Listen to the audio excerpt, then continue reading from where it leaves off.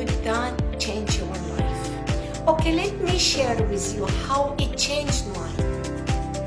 I was 18 years old when my dreams were shattered. As a young girl, preparing for the final high school exams, I was full of life, excitement, and had big dreams for my future. I came home telling my dad about my excitement to go to university, the enrollment form that was given to me, and the request to be completed by my parents. I remember it well. My dad took that form from my hand with anger. He looked straight into my eyes and said, "I don't have a girl to go to the university." It did not stop there. My dad forced me to decline a scholarship to the US. My dad forced me to quit a job that I loved. He said, "You are a girl. You should stay at home and learn to cook to become a good housewife when you get married." How would you feel when your big dreams were taken away? Coming from a Syrian family, born in a small town in the north part of Sudan, living in a minority community, cultural expectations and demands were a burden for girls. For years, I struggled emotionally in silence because that was expected as means of respect and obedience. I had no voice. I suffered in silence. My self-worth was diminished. My confidence was crushed. My self-doubt crept in.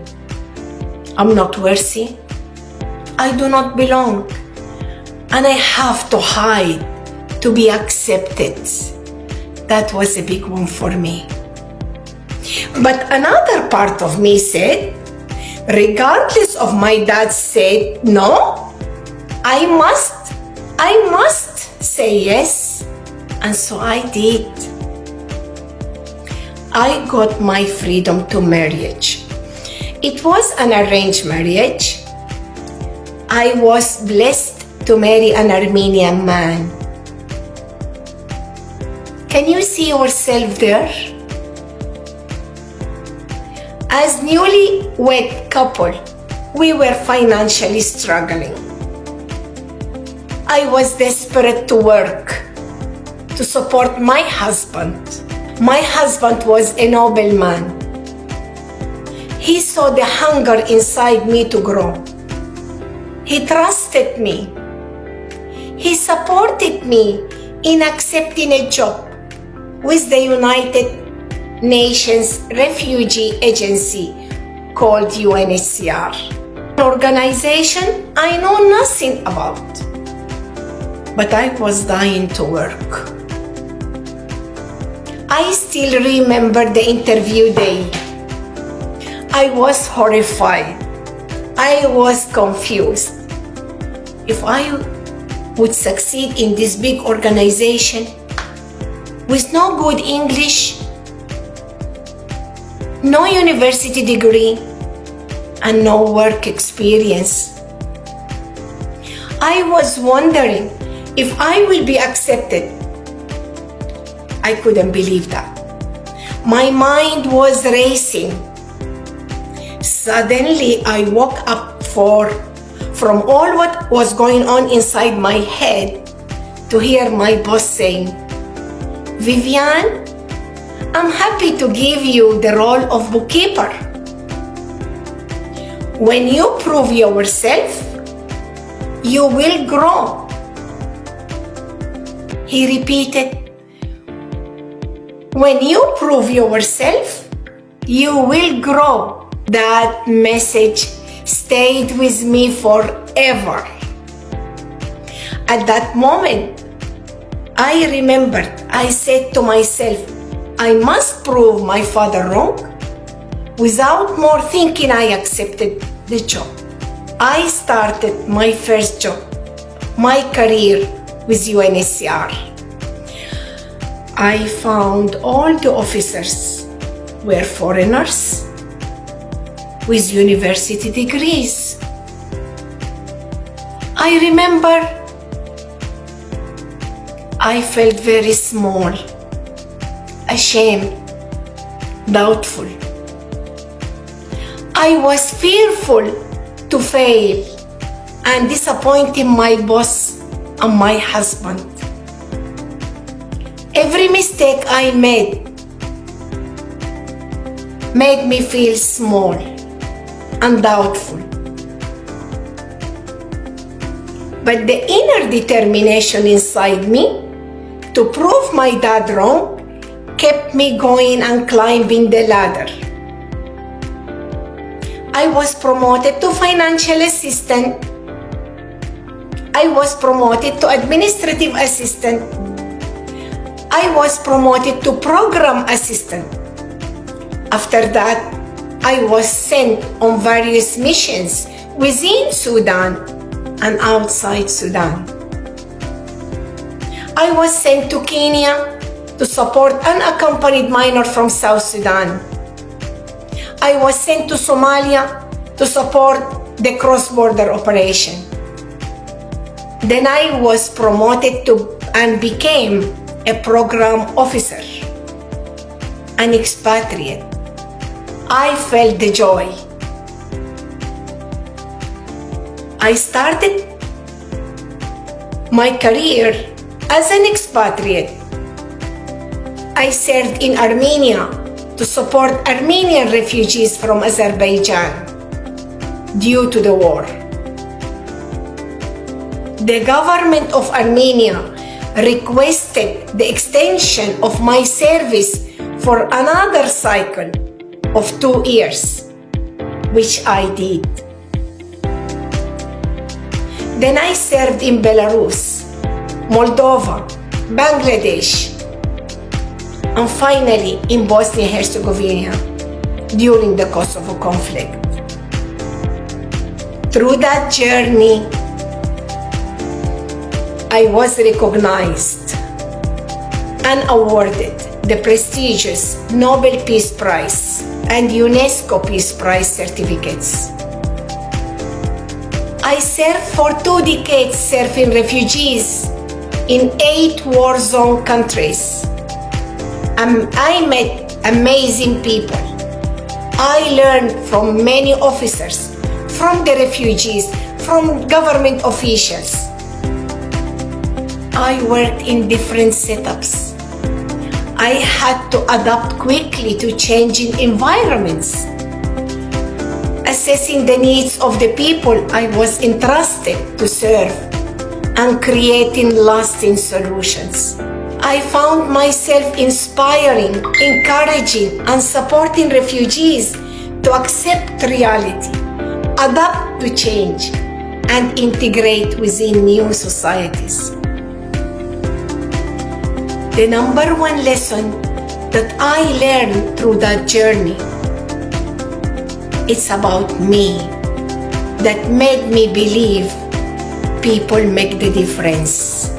Through the projects I implemented, the challenges I faced, and the solutions that I created for thousands of refugees, displaced people, and asylum seekers, each has taught me a lesson. Each operation had its own legal structure, demands, and expectations, which made me learn more about myself. Who is Viviane Doualibi? What is my uniqueness? What is the purpose of my life? That knowing helped me to face life challenges. The tragedy of losing my beloved husband.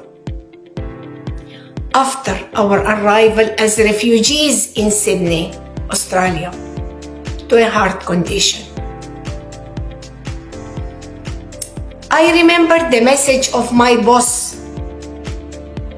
When you prove yourself, you will grow. I left Sydney. I moved to Queensland, another state, because I felt my family and my surrounding community were not supporting enough in my growth during the grief journey. I invested my money in buying a medical practice. And guess what? I became a businesswoman. No business management background, coming from a humanitarian mindset, now responsible to provide high quality of health care to my community. A non-clinical woman. What a challenge. Can you feel that challenge? The fear of failure. The fear of losing my investment. The fear of losing my family because I left them. 20 years passed as a successful businesswoman. Built my empire. Impacted many people. Supported the growth of my team members. Later, I decided to sell my business. I freed myself from that commitment because I felt exhausted, frustrated, and lonely.